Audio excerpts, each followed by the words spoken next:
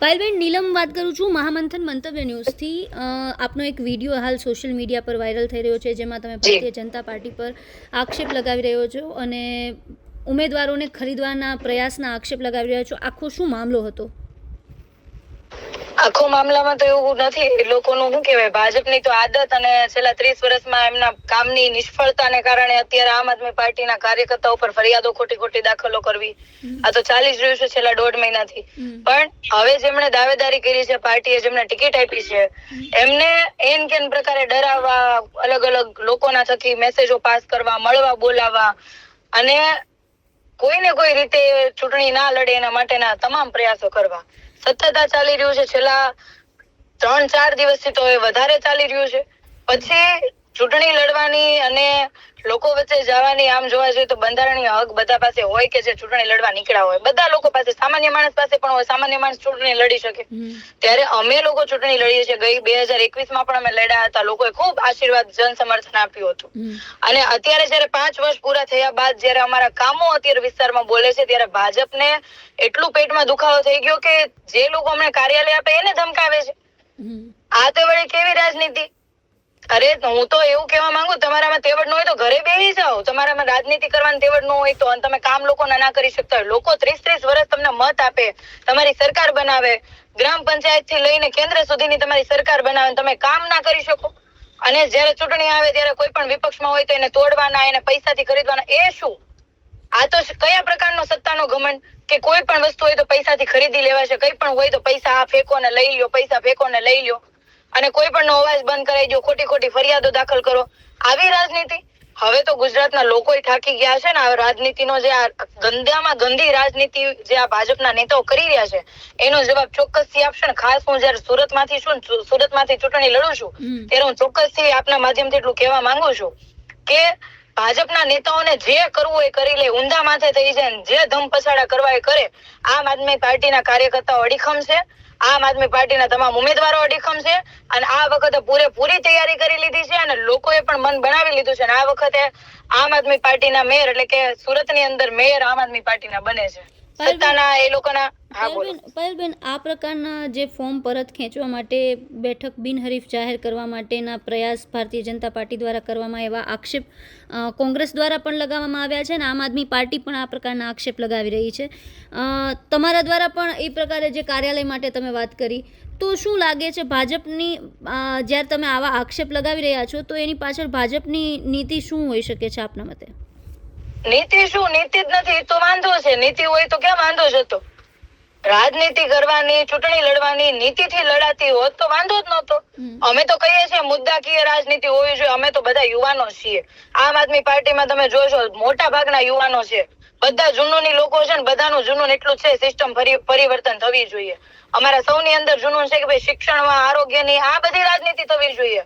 કરો ને શિક્ષણની રાજનીતિ કે ભાઈ તમે આમ આદમી પાર્ટી 5 હોસ્પિટલની માંગણી કરે છે, અમે 10 હોસ્પિટલ બનાવશું. બનાવો, તમારી સરકાર છે. આમ આદમી પાર્ટી એમ કહે છે ભાઈ અમારે શિક્ષણ ઉપર આવી રીતના આવા કામ કરો, આવી શાળાઓ બનાવી છે. અરે તમે બનાવી ગયો ને, બીજા કોઈ પક્ષોએ આવવાની જરૂર જ ક્યાં પડવાની હતી? અમારા જેવા યુવાનોએ રાજનીતિમાં આવવાની જરૂર જ ક્યાં પડવાની હતી? જ્યારે લાખો કરોડો રૂપિયાનો ટેક્સ લેવાઈ જાય છે, લોકોના ખિસ્સા કેમ ખાલી કરવા એના બરાબરના આયોજન થઈ જાય છે. પણ લોકોને જયારે સુવિધા આપવાની વાત આવે તો કે આપવાળાએ આમ કર્યું છે, આપવાળાને કાર્યાલય નહીં આપી, આપવાળા કાર્યકર્તા ઉપર ફરિયાદ દાખલ કરો, આપવાળો પેલો ક્યાં જાય છે, શું કરે છે, કેટલા વાગે ઉઠે છે, કોને મળે છે, આવી બધી કુંડળીઓ કાઢવા નીકળવું પડે ભાજપના નેતાઓએ. તો આ કયા પ્રકારની રાજનીતિ? ગુજરાતની અંદર આવી રાજનીતિ?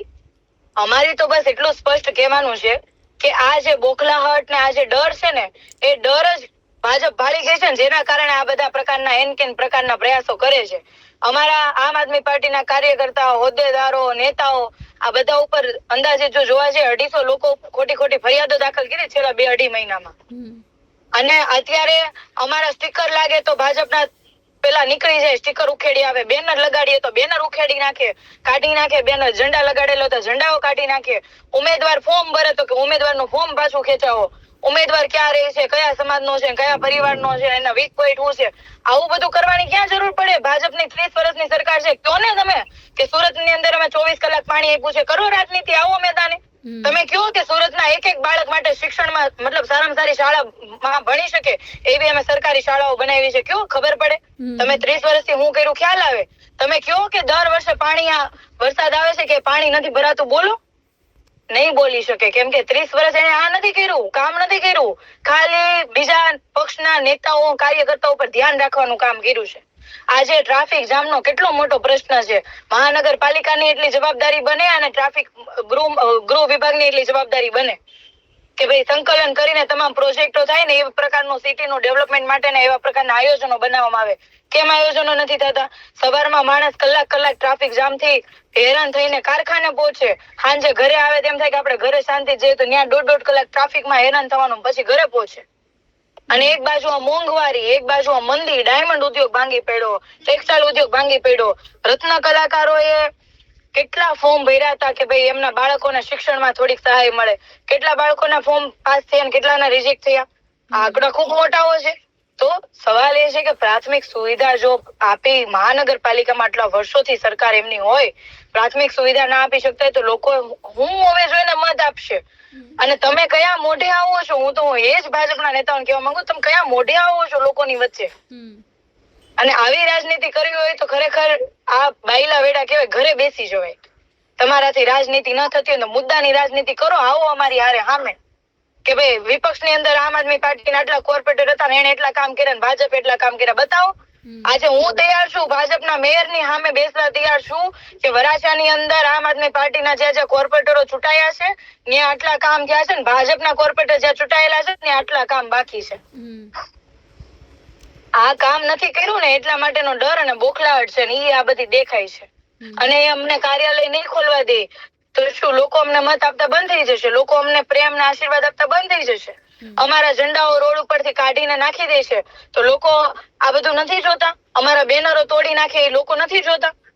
અમને જે બેનરો બનાવવા માટે, ઝંડાઓ લગાડવા માટે જે મદદ કરતા હોય ને આ લોકો જ મદદ કરે છે. અને એમને ખબર છે કે ભાઈ અમારી મદદથી આ જે ઝંડો લાગ્યો છે અને આ ભાજપે નીચે નાખી દીધો અથવા તો ભરી લીધો ઝંડો, એ બેનર અમે ભરી લીધું, તો હું એ લોકો જવાબ નહીં આપે? અને તમે કોઈ વ્યક્તિને ધમકાવે, ભાજપના નેતાઓ જે કે ભાઈ અમે તમારું ઘર તોડી નાખશું, તમને ધંધો નહીં કરવા દે, તમને આ ભવિષ્યમાં નડશે, તો હું આ લોકો તમને મદદ કરશે? હવે ગુંડાગર્દી કરશો? તમે ચૂંટણી લડવા આવ્યા છો તો ગુંડાગર્દી કરવા આવ્યા છો? તો આ બધું જે ચાલી રહ્યું છે અત્યારની રાજનીતિમાં, આ રાજનીતિની અંદર, લોકશાહીની અંદર આ બિલકુલ યોગ્ય નથી. અને આ બાબતે હું અને મારી આખી ટીમ ખૂબ મજબૂતાઈથી અવાજ ઉઠાવીએ છીએ અને આવનારા સમયની અંદર એનો જવાબ લોકો આપશે. બિલકુલ પાયલબેન અમારી સાથે જોડાયા, માહિતી આપી તે બદલ આપનો આભાર.